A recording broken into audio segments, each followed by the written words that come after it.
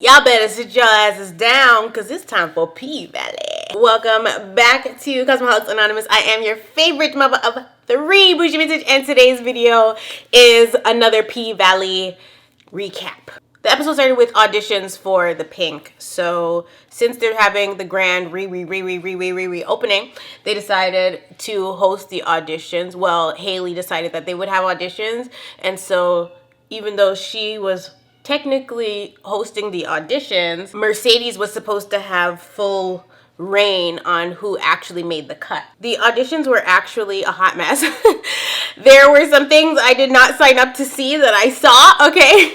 So watcher beware if you are gonna decide to watch the episode after you watch this. If you already saw it, then you know exactly what I'm talking about. Yeah, there were some interesting contenders that decided to audition for the Pink that were obviously never going to make it. Now, in this long line of people that auditioned, only 2 of the dancers that auditioned were really killing it and actually could work the pole. And this is actually where we get to see Miracle Watts' character for the first time. So Miracle Watts' character is called Big Bone, I guess because she is carrying that dunk behind her, girl. Miracle Watts is like an OG. Was she even a video girl? She wasn't a video girl, but she was like an OG social media girl. A really nice body. If you are unfamiliar with Miracle Watts, that's who she is. And now she is having a baby with Tyler LePlay, who, is it Lipley? I don't know how to say his name, but he fine, girl, okay?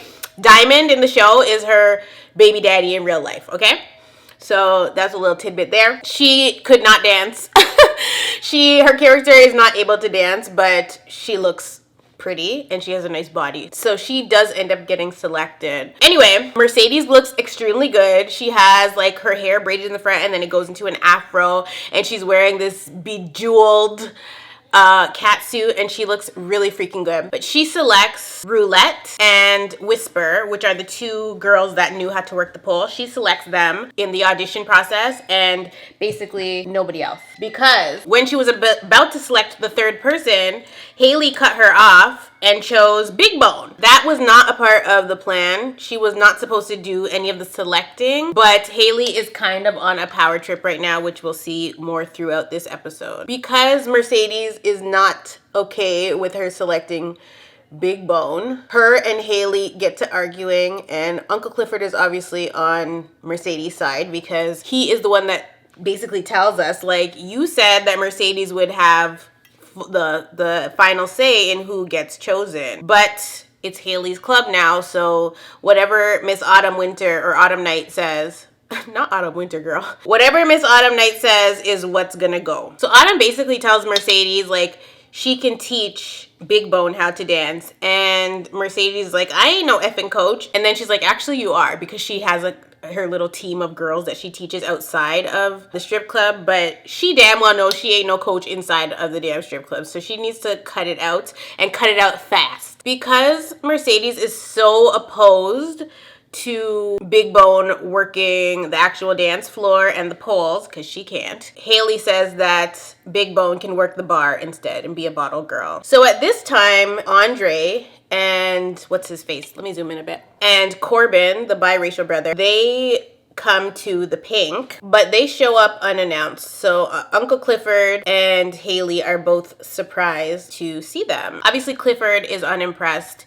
He is not trying to talk business right now, especially not pertaining to the Pink and the damn casino. Like, he's not into it. We'll get into their conversation in a little bit. The scene ends up switching to Derrick and Keyshawn, and they're at their house talking to the sheriff. A text message comes through on Derrick's phone, and Keyshawn happens to see it at the time, and it basically is saying that the management position went to somebody else. He jobless still, okay? He was talking to the sheriff on their front porch, and basically he's big mad and trying to get Diamond charged for assault, but the sheriff is like, if I charge Diamond, I'm gonna have to charge you as well. So basically he's telling him there's nothing he can do, his hands are tied, blah, blah, blah. So when Derrick goes inside, the sheriff is talking to Keyshawn, was basically like to her, I hope you're not doing OnlyFans or porn on the internet. And she was like, oh God, no. So she's not doing OnlyFans. She basically became an influencer. So she's basically doing what I do. Okay, that's all she's doing on the internet. I thought she was doing OnlyFans, so my bad. She says no, she's an influencer. She's like selling flat tummy tea, like doing the most. She just basically goes live and interacts with her fans. That's really all it is. It's not anything too provocative. So in this conversation, the sheriff kind of starts to pry, and he asks her if she ever got the new girl, Autumn, if she ever got her real name. And Keyshawn's like, you never ask a stripper their real name. But she does talk about how Autumn has been thriving since then, since Autumn is the one that purchased the club back for the pink. So when I'm watching this, I'm like, why does Roulette look so familiar? She looks like Shay Johnson. And then it dawned on me. I'm like, oh my God, Snowfall. She is Lee's crackhead girlfriend from Snowfall. And I'm like, oh wow, yes, I know that's right. Get your little check, girl. She check. So she is Roulette, and she's one of the new strippers at the strip club. I actually really enjoy her as an actress. She does good in all her roles. She's doing excellent as a stripper, and she was doing great as a crackhead. Mercedes' shoulder is still a mess. And by the way, that's the look that I've chosen to do today. Mercedes, the grand opening look, she had this green eye with some glitter in her cut crease, or in her crease, and big lashes. You know, very much giving an evening look. I try not to, I don't do a lot of evening looks. P-Valley definitely calls for an evening look, okay? A little bit of a soiree. Yeah, so Mercedes' shoulder is still messed up as she's trying to practice her dancing. And when she's showing the two new girls, Roulette insinuates that she is a grandma on the pole, and Mercedes is very much upset. Now, I ain't gonna say Mercedes is a grandma, but she has definitely been working in the strip club for a while, and it's not her fault. She's been tried to leave, but she hasn't been able to. So then Mercedes and Big L get to talking about how Autumn is a massa. And they start talking about all the changes Autumn has made to the club, such as moving from brass poles to now chrome poles. So she's doing some interior decorating, and Big L is installing them. And Big L makes a comment, and he's like, you know, Autumn may have gotten us out of the hole. She might have saved the club. But he says, even the devil started out as an angel. And I said, ooh, I know that's right. He is preaching, girl, preaching. I said, yeah, that is very much true. He never told a lie, girl. So this entire look was done with my Born to Run palette. I used Still Shot, and then I moved on to this color, this black color down here. And then I went over here to the green, and then I put this one in my inner corner. So super duper simple. Andre and Corbin are trying to talk Autumn and Clifford into a deal. They put $500,000 on the table for the pink. $500,000, $500,000. She just bought the pink back for $250,000. And so Autumn is like, Autumn and Clifford are both not going for that, obviously, and they're calling it a little dick offer, which they're very right to do so, especially because the pandemic is essentially ending and they're going to open their doors again. They don't have to do what they've been doing, which has been a car wash. So Andre goes on to say that they're offering way above market value for the pink. So Autumn puts on her school hat, her teacher hat, and starts to school them about supply and demand. And she says she wants 10 million, not half of one. And I'm like, I know that's right, Autumn, you better. Because what are you, at least offer me 1 mil. What are you doing coming up in here asking me to sell you my spot that I run as a business? You want me to give it up for $500,000 when they're trying to put a casino there that's going to generate millions, if not billions in income? And you want me to give up my lot for 500,000 measly smackaroos? No, thank you. No, sir. So Autumn's like, absolutely not. You could come with 10 mil and I'll think about it.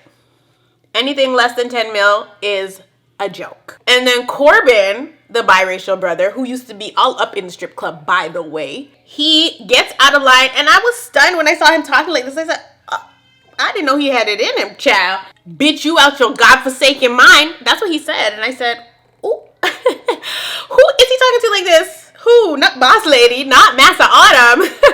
Of course, Clifford jumps in to defend her because you and not, even if he might have his little issues with Autumn right now, you ain't about to come up in their spot and talk to her crazy. Because why did he call her out of her name? So when he jumps in to defend her, he also calls them on their bluff, or, you know, he calls them on their intent, like basically tells them he knows why they're really here. They think that the Promised Land people are still going to try to come and put up their casino, but because of what Clifford did, they can't put it up without the people voting. Chuckalisa, all the people in the town have to vote and agree that they even want the casino up before it can go up. He basically calls them out, tells them, you guys are not trying to buy this thing for no reason. You feel like since the mayor died that it's a possibility that they'll be able to put the casino up, and I'm not having it. So Corbin says, well, he ain't worried about that because niggas love to gamble. And when Corbin talks, you can hear his YT side, okay? Let me say hi. Whoa. Hi. Hi. We have dogs in the room. Hold on. Hi, I'm Elsa. Where you stand? Hi, I'm Elsa. You guys smell like outside. Oh, bad, bad, bad. My foot's not. That's Elsia. That's not Elsa. Hi, I'm Elsa. Elsa wants to be on the door. Why is Elsa rocking the locks? Why is her hair locked?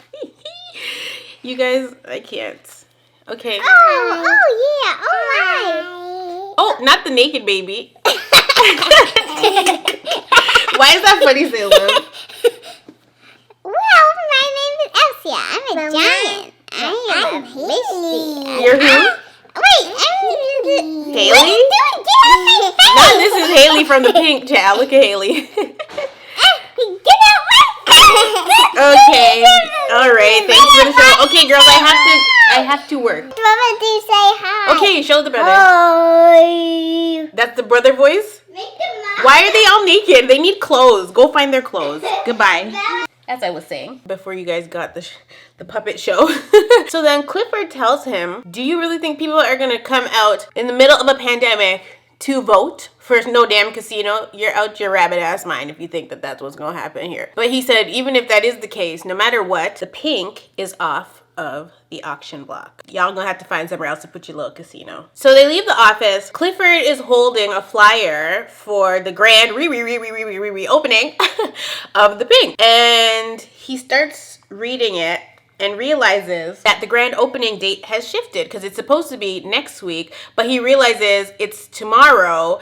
And Corbin is like, that's some way to spend your birthday. And Haley's like, your birthday's tomorrow? Corbin wishes Clifford a happy 40th and he leaves. The problem with this is that this is another thing that Haley has done without verifying with everybody first. Like, if we're supposed to open up next week, why are you making us open tomorrow? We did not agree to that. So obviously this is not going to be the only person that's upset about this. They go back into the office, and in the office, Clifford tells Haley, like, the pink is not ready to open her legs yet. He said the pink needs a douche badly and she's simply just not ready. I just wanted to add that as a woman, in all my years, I have never douched, okay? I have never needed to douche, never have douched. And I just want to know, if you are a woman, have you ever douched? Like, and I remember being a kid and seeing douche bottles, and like, I always knew what a douche was, but I have never done it. I think over the years, women realize you're not supposed to, or you don't need to be putting nothing up there to clean it, you know? But yeah, I've never douched. I mean, what the hell you have going on that you need to douche anyway? My question is, if you have douched, does it burn? I never asked anybody in my family that before, if it burns, because I from what I think I know, there's vinegar involved.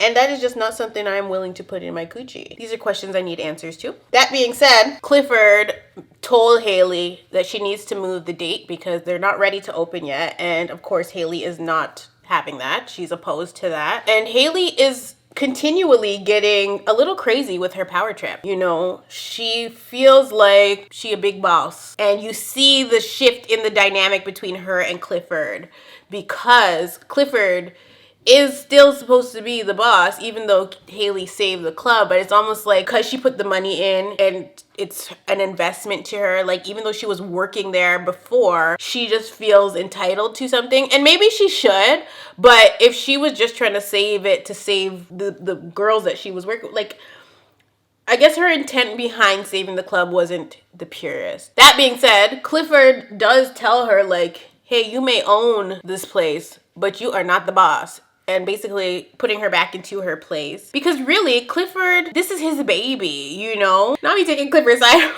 It's his baby though. Like, Haley should back off where being the boss is concerned. I think when you're the owner, you shouldn't really try to be the owner and the manager of the place, you know? You have other things that you should be doing, spending your time doing.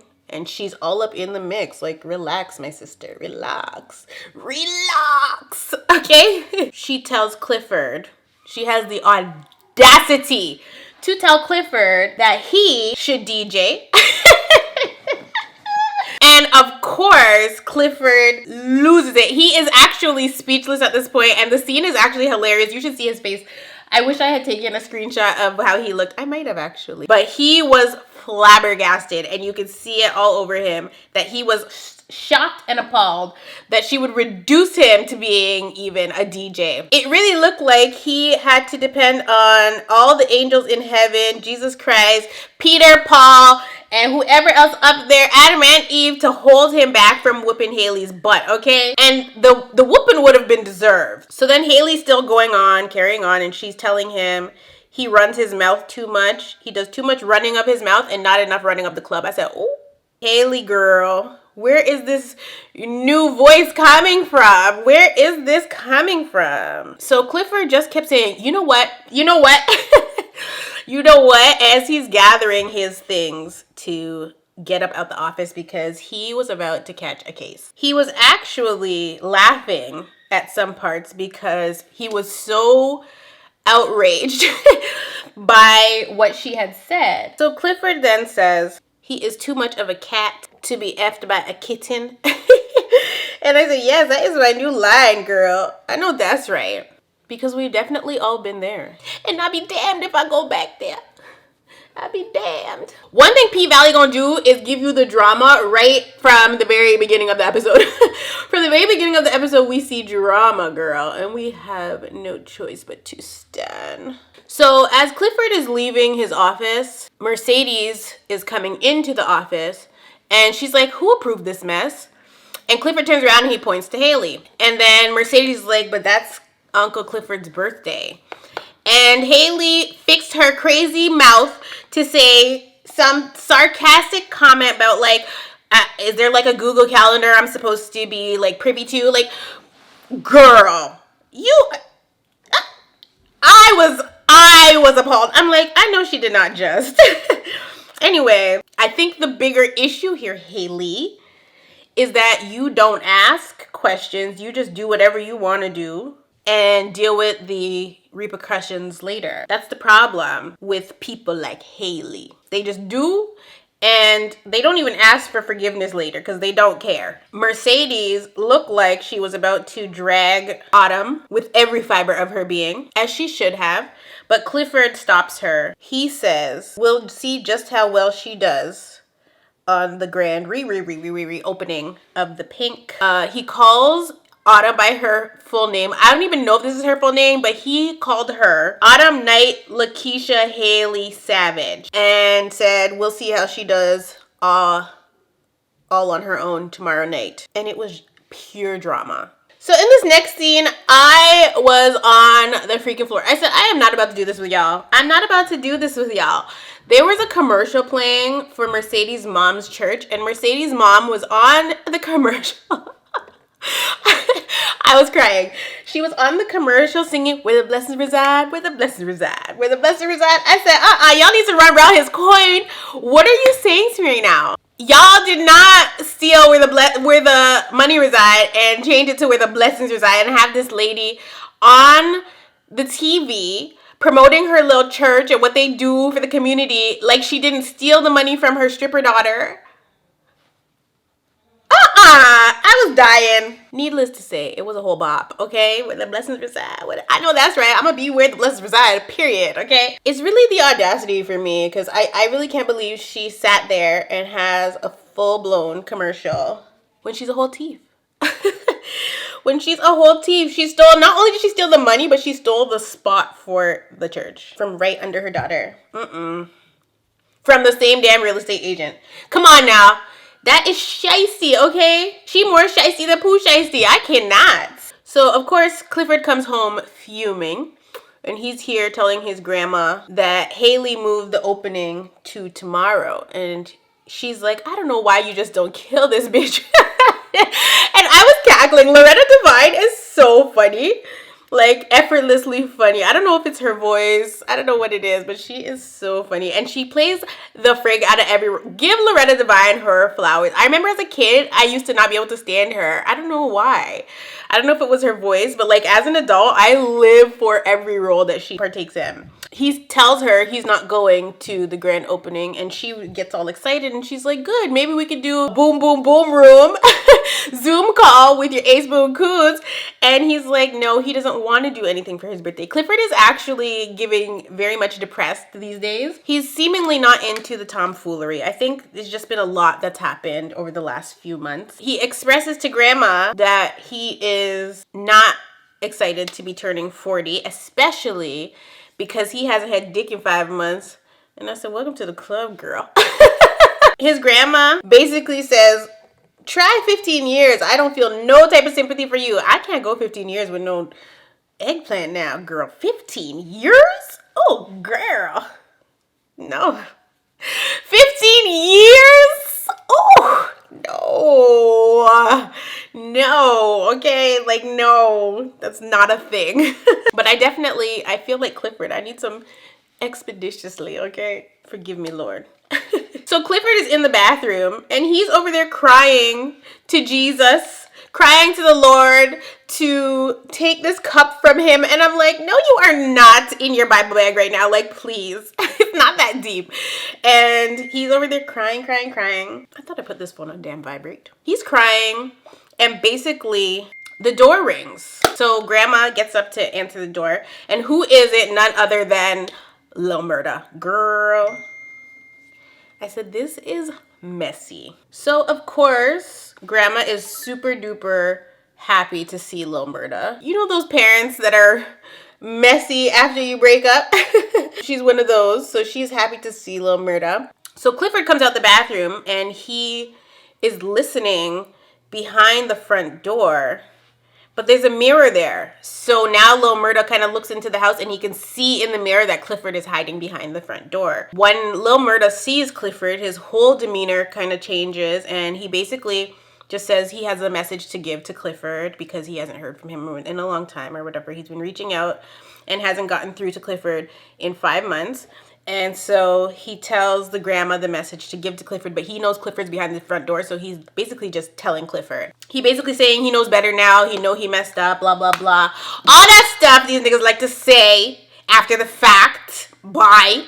You should have been, you knew better.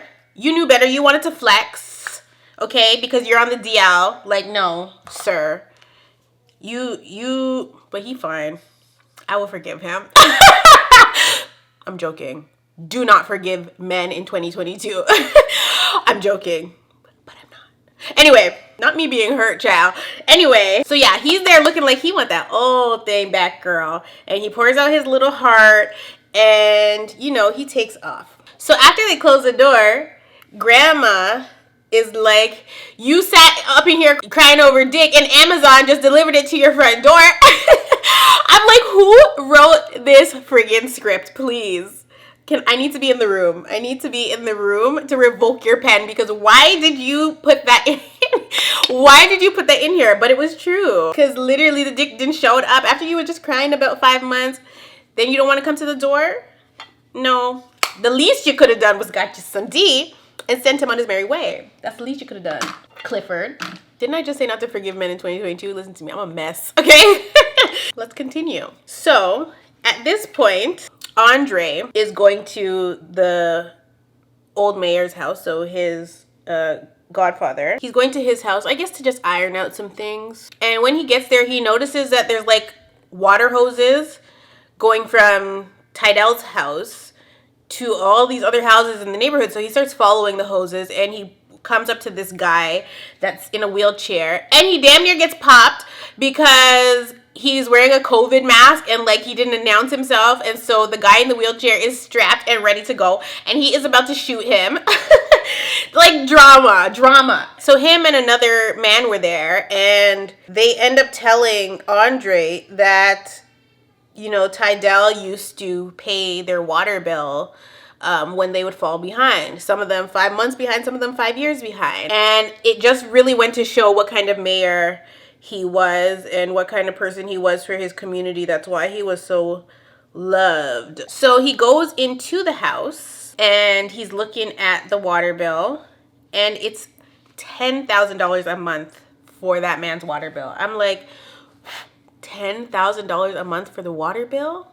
Are you serious? But that's because he's paying everybody in the damn neighborhood's water. Now I'm using Big Wig from the Jackie Aina palette under my eye here. So as he's sitting looking at the bills, he decides to pop a tape into the VCR, and the tape is actually of him, Andre, as a child. And I think his father was recording, and his godfather, the mayor, you know, was asking him what he wants to be when he grows up. And he said the president, and then the dad kind of was like, they ain't gonna let you be that. And the godfather basically cussed the dad out and told him to shut up, and basically started talking to Andre and speaking words of affirmation into him, calling him a king and saying, don't let anybody stop you from doing what you want to do, put your mind to it, blah blah blah, that kind of stuff. He was basically telling him to ignore the critics. If they say you can't, show them that you can. So in this next scene, it was a little hard for me to watch, I'm not gonna lie, because Derrick was crouched down in front of the diaper genie and discovered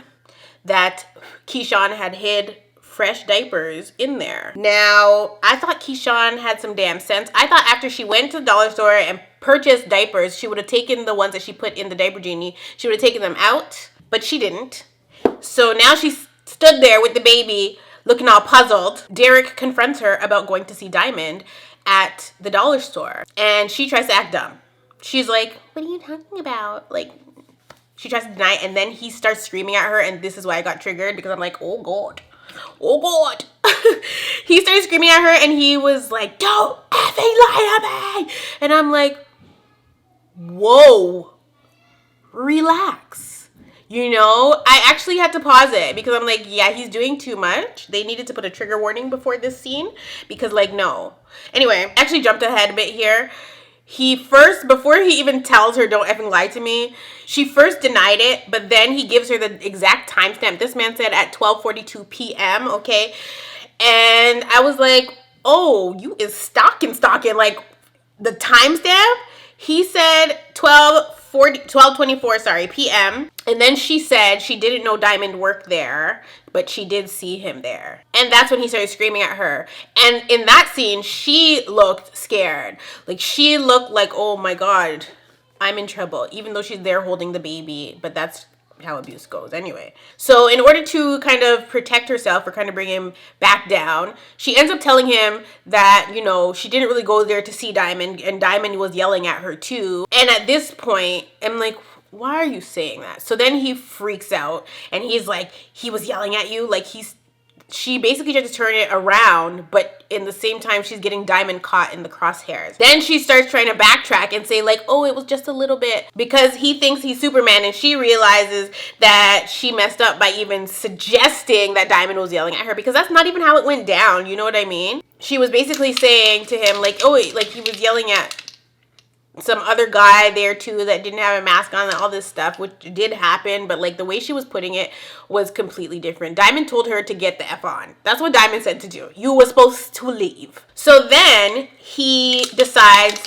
because she's now saying that Diamond was yelling at her, and earlier that day, the freaking sheriff said, I can't press charges or I'm gonna have to charge you too. He decides he's gonna call the dollar store that Diamond's working security at and file a complaint. He gets on the phone with the dollar store people and lies and says, oh, girl, and says that the security guard, ooh, girl, why is it spraying out like that? The security guard that's working their door was harassing his girlfriend. The people on the phone basically said like, oh, this is not the first complaint they got. And so he's like, oh, so there's been other complaints. Well, you guys need to fire that mofo before somebody fires him from his life. And I'm like, oh, so you gonna murder Diamond? No, sir. You need to go have several seats. Derrick plays his role a little too well, okay?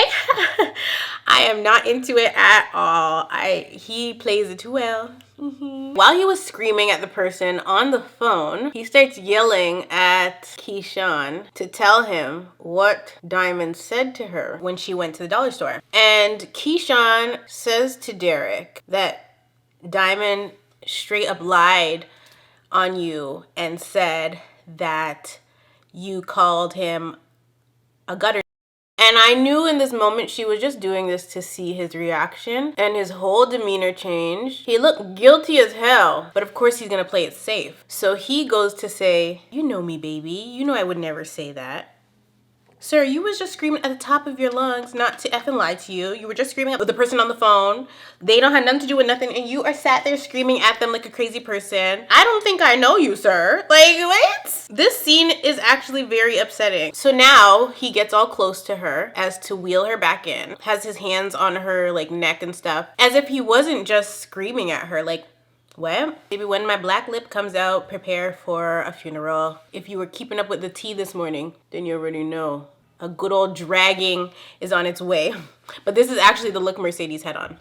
Completely unplanned, but I guess the Lord knew, girl. So when he gets all close and sweet, she then asks him, like, how did you know I went to the dollar store? And he tells her that the sheriff or something works there, and also that sometimes he gets her phone location sent to his phone. Red flag. So then Keyshawn steps back and she's like, I think I need some fresh air. Like, I need to get out. I need some air. I need to breathe. This is a lot. And of course, he's trying to prevent her. So he's trying to continue the isolation. Remember, he doesn't want her back on the scene. He prefers that she's working from home, doing the live streaming and whatever. So he tries to use this thing talking about it's dangerous because of the pandemic. So he's trying to say it's dangerous out there. You know, he doesn't want her getting sick and stuff and blah, blah, blah, bringing it home.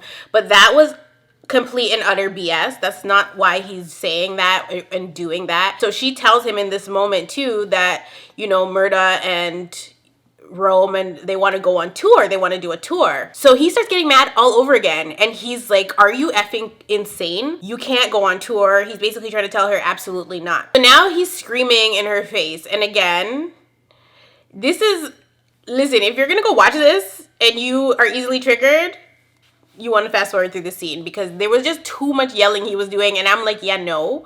But because I had to come and tell you guys about what happened, I just watched it anyway. But like, I was like praying for the scene to hurry up and finish. So in this part where he's screaming at her, he calls the Pink a ghetto ass strip club. And anytime a Caucasian person uses the term ghetto, it's very much upsetting, you know, and I get it, it's just a show, but again, highly triggering because it wasn't ghetto when she was working there and keeping food in your tummy before. You was Mr. Pimp. So don't try and call it ghetto now. Like, move around, sir. So of course, Keyshawn is trying to, you know, wind him back down. So she basically tries to tell him like, okay, you know, it's all for a bigger purpose. And she's trying to be sweet to him to not step on his toes any further because she is a battered woman. So, you know, she's trying her damnedest to not upset her abuser. So he's hugging her, she's hugging him, but she's crying, her eyes are open, and you could tell that her gears are starting to wind like she's planning her escape. So in the next scene, little Murda is in the back of a hearse. This hearse is going to be their tour bus, and it's actually quite smart because his name is Lil Murda, but like, you will not catch me dead in the back of no hearse. Oh, you won't catch me alive in the back of a no hearse. I am not getting in the back of a hearse, okay? I'm just not doing it. But it was decked out. It looked it looked cool, but like I'm just not getting in there. So he calls his engineer. He's basically like preparing him for tour, and the engineer tells him he's in Atlanta, and it's just like, okay, well, I thought you was working with me. So basically Lil Murda kind of is hating on him because he wants him to come with him, but he can't, so Lil Murda hangs up the phone on him. So then they drive the hearse to jail and they pick up, and I'm not sure what the person's name was. I don't even know if they said it or not, girl. But he is gonna go on tour with them. So in the next scene, Keyshawn is meeting with Rome, who is her manager. And before he got to the house, she was making it seem like, you know, she was all for tour and she wanted to go on tour, and, you know, she wanted him to come and talk to Derrick about it. But when he got there, it was like, that's not the case. She basically started like downplaying tour and saying doesn't seem like it's going to be lucrative for her. You know, she's probably making more money at home, all these things. So when Rome gets in the back of the hearse, he starts telling Lil Murda and Wody and the other guy that Keyshawn seems strange, but they were waiting on her, like in front of her house. I guess, for her to come outside and talk to them. But during that conversation in the house with Rome, Derrick, and Keyshawn had said, like, you know, Derrick's supposed to get that management position soon, so like this might not be necessary. But remember early in the episode I said she saw a text message that said the position was filled, so it definitely made me feel like she was up to something. Now he sat in the hearse with the other guys and he's confused about Keyshawn's movements. He doesn't know what the hell is going on. And then he gets a text from her while they're sitting out there and it says, "Thanks, I'll take care of the rest." And it's from Keyshawn. So she's definitely up to something. The pink is open. That COVID was in there, okay?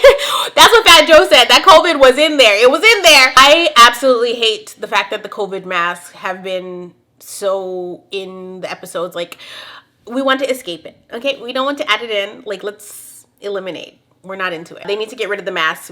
By like episode 4, I'm gonna need the masks to be absolutely gone. Like, let's just pretend the pandemic is over, you know? Once they open the club up, I anticipated they would pretend that the pandemic is through, but they're acting like it's still around. Miss Rona is trying to take the poll on, and it's like, yeah, no. So the grand opening of the pink, Cliff is at home in his bed looking like a sad little puppy, okay? He's scrolling on Instagram, he's checking on the pink hashtag and all these things, and then there is a picture of Lil Murda promoting the Dirty Dozen tour, and he looks like he is about to whack off to this picture, okay? Like, he's like, like, he never seen Lil Murda looking so fine ever, okay? That's how he was acting. And then you hear his grandma yelling from downstairs that he needs to come and take out the trash and that it's stinking up the joint. She said that the trash is smelling like coochie after the first of the month, and I'm like, what does that mean? Like, what does coochie on the first of the month smell like? Like, wait, I need to know what that means. Is that because like rent is due and you have to do what you had to do to survive for the first of the month? Like, why does coochie smell on the first of the month? I need to know, honey. So as she calls him downstairs, there's somebody in a scream mask tripping me out, sitting in the window looking behind Grandma's shoulder as Grandma's watching TV. So he comes down the stairs, Clifford comes down the stairs, and he is taking out the trash, and he's like, it doesn't even smell. Like, what is she talking about? He takes the trash out, and you see like 4 or 5 people in scream masks abducting him. And I'm like, oh, either Grandma knows what's tea, or she has no idea that Clifford is out there trying to run back in the house for his life, and he cannot. They kidnapped him, threw him in the trunk, okay, and drove off with him. So at the pink, Big Bone, Miracle Watts, is actually stood on the bar dancing, and she's not supposed to. She's just supposed to be a bottle girl. So some of the girls are getting upset that she's dancing because she's taking their money away from them, which is highly problematic. Strip club etiquette, I'm pretty sure she's not supposed to be doing that. When the car pulls up to the skate rink with the scream mask people, Clifford is praying, asking for forgiveness for all kinds. He's talking, and he even mentions about chopping up a man's body and throwing him in the river. He's asking God for forgiveness of all these things, and I'm just like, oh my God, he's telling on himself. What in the world? So they take him out of the back of the car while he's doing this, and they take his mask off, and all you hear is surprise or happy birthday, Clifford. He's basically stunned because he just admitted to murder.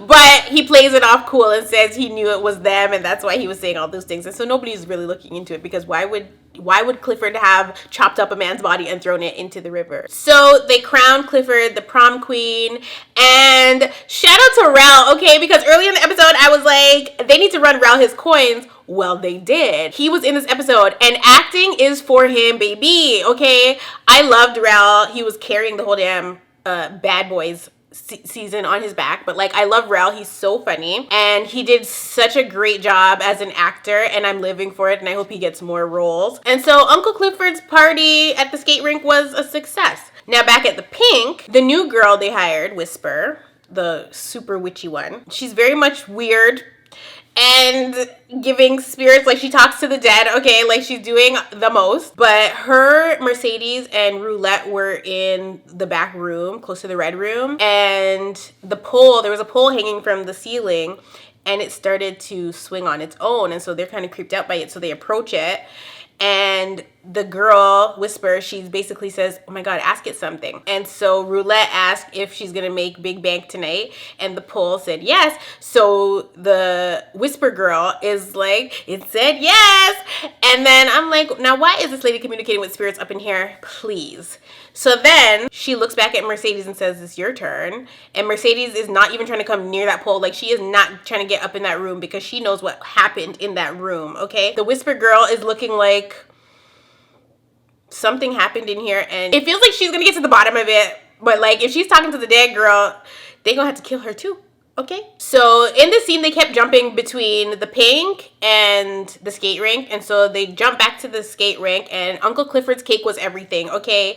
It definitely was not giving what I ordered versus what I got. It was definitely giving what I ordered, and it was everything, and it looked just like him, and I'm like, I need me a piece of that cake, girl. And then Clifford goes to go get some skates, and the guy that was working the skate counter, I actually thought it was Lil Murda at first, but it wasn't. It was just another black man. He was kind of fine, but he wasn't Lil Murda fine, okay? Next thing we knew, Uncle Clifford was in the back of the skate thing getting some head from the guy that was working the counter. I said, well, excuse me, this is a bit much. So now we jump back to the Pink, and Mercedes is working the pole, and Roulette and Whisper are also working the pole. But Roulette and Whisper kind of have this tag team thing going on, and they kind of are taking the shine away from Mercedes, who used to be HBIC at the club. So Mercedes is looking a little jealous as she's on the pole dancing, and they're getting all the attention. So Mercedes lights sparklers in her heels, and I'm like, I ain't never seen nothing like this before.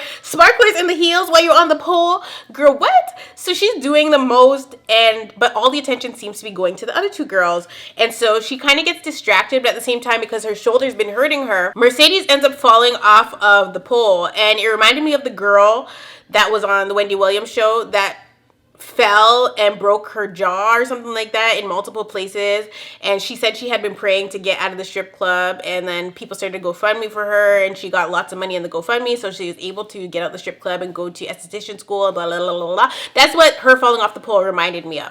Only she didn't break her jaw. So when Mercedes wakes up, she's in this office with Diamond, or I think she's at Diamond's house, with Diamond, Uncle Clifford, and Haley. And Mercedes is like explaining about the pain that's in her shoulder, and then Diamond asks her if it's only happening at nighttime.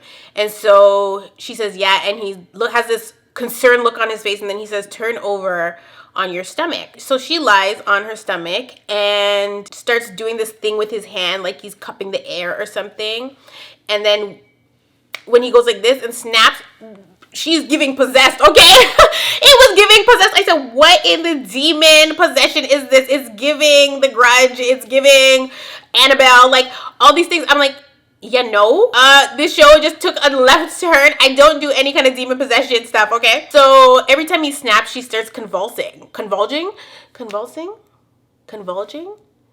She was gyrating, okay? She was shaking it. She was shaking it harder than she ever shook it on the pole. And I'm like, yeah, this is concerning. So Haley is looking scared. She gets close to Clifford, and Diamond seemingly cuffs whatever is in her shoulder and he brings it over to the scale, and Mercedes starts coughing as if something has been released from her. So when he puts this imaginary object onto the scale weighs down to 7 pounds. He said, I just took 7 pounds of pressure out of her shoulder, and basically says it takes 7 pounds of pressure to pull a trigger. And so when he says that, Mercedes starts freaking out and blaming Haley because all of this stuff that happened last season is Haley's fault, essentially. Clifford starts comforting Mercedes because she's obviously cussing Haley out. Haley looks and she sees that Diamond kept a ring that belonged to the dead guy, and he kind of has it on like a shrine. So Haley is basically telling him like, why do you have that? Like, you need to get rid of it. And Diamond explains to her, listen, this thing is protecting all of us, and you need to not concern yourself about this. So Diamond opens the window, and the thing that was on the scale, the imaginary 7 pounds,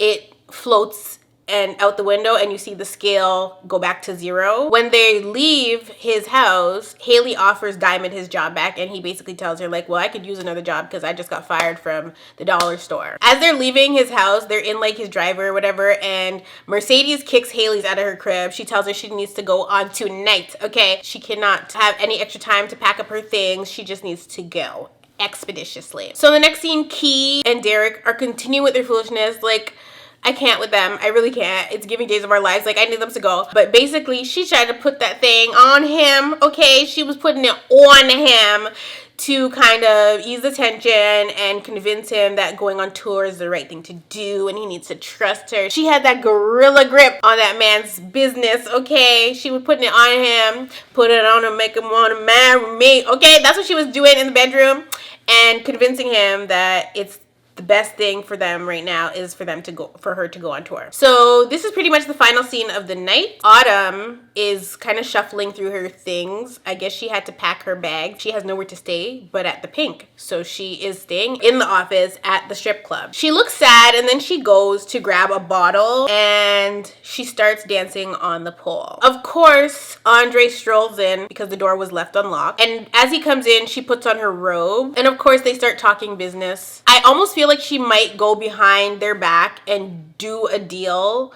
without them knowing. I don't know if she can because Clifford is still part owner, but we have to watch Haley extremely closely. Andre thanks Haley for, you know, making him go to the funeral, because when she said to him, you know, funerals are for the living, not the dead, I guess he took that into account and decided he would go to the funeral. So now Haley and Andre are hugging up in the strip club and rocking real close, and I'm like, sir, if you don't go home to your wife, like, leave Haley alone, please. And if you're not gonna go home to your wife, then you need to divorce her, because you're stood over here hugging Miss Autumn Night when your wife is at home saving lives every day, working at the damn hospital. Like, what are you doing? What are you doing, sir? So in the very last scene of the episode, we see Key kiss her baby goodbye, her daughter, and then she exits, gets in the hearse to go on tour, and all the guys are in the hearse. You know, she takes off her COVID mask, and that's the final scene. I will see you guys next week. I have to film 2 more videos, and I'm done for the day. I love you all so much, and I'll definitely see you in the next one.